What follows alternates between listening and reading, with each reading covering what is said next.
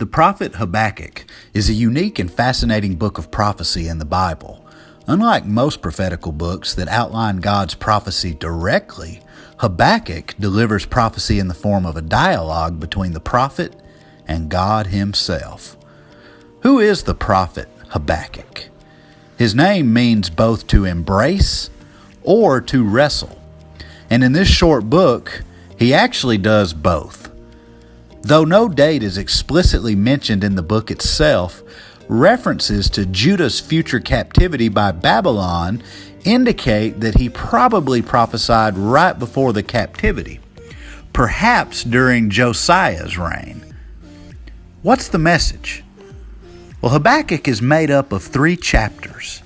In chapters 1 and 2, Habakkuk makes 2 complaints and then God answers. Habakkuk's first complaint goes like this. In verses 2 of chapter 1, he says, "O Lord, how long must I beg for your help before you will listen? How long before you save us from all of this violence?" Habakkuk looks around and sees a wicked world. Judah was not following the law. It had only been recently found again under King Josiah, and they were committing egregious transgressions, and Habakkuk, quite frankly, was sick of it. So he asked God, "Where are you? Why are you not doing anything? When will you respond?" Well, God responds in such a way that was a tough pill for Habakkuk to swallow. His response is in chapter 1, verses 5 and 6. "Look and be amazed at what's happening among the nations. Even if you were told, you would never believe what's taking place now. I am sending the Babylonians. They are fierce and cruel, marching across the land, conquering cities and towns." So God responds by essentially saying this. He says, "I've always been at work. I'm working even now, and I am preparing for Babylon to come in and punish you." God then goes on to explain how wicked the Babylonians are, even more wicked than Judah. And so this poses a problem in Habakkuk's mind.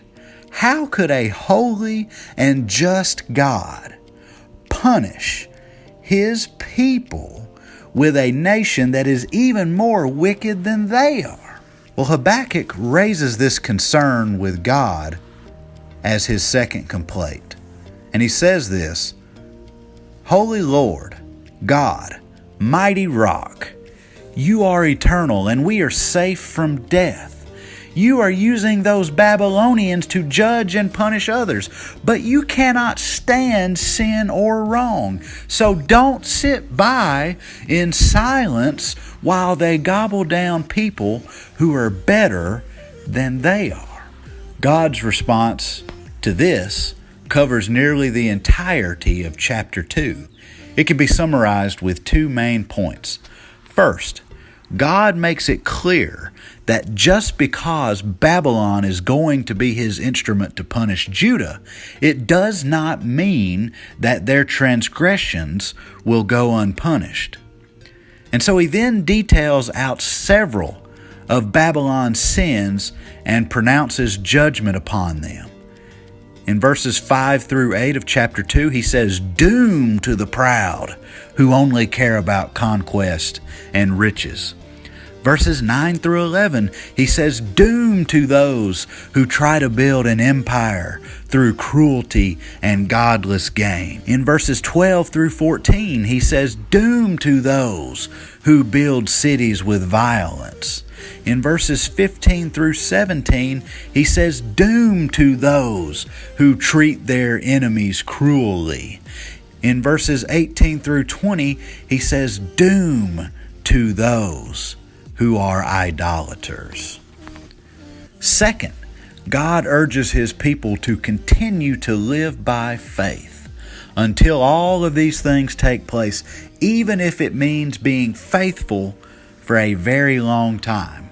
In verse 4 of chapter 2, he says, "I, the Lord, refuse to accept anyone who is proud. Only those who live by faith are acceptable to me. Well, how does Habakkuk respond to everything that he has just heard? Maybe not how you would expect. He responds by an amazing prayer of faith. He may not understand God's reasoning, but he will be faithful regardless. And the book closes with his amazing statement of faith, even in times of trouble. In verses 17 through 19 of chapter 3, he says this, "Fig trees may no longer bloom, or vineyards produce grapes. Olive trees may be fruitless, and the harvest time a failure. Sheep pens may be empty, and cattle stalls vacant. But I will still celebrate, because the Lord God saves me. The Lord gives me strength."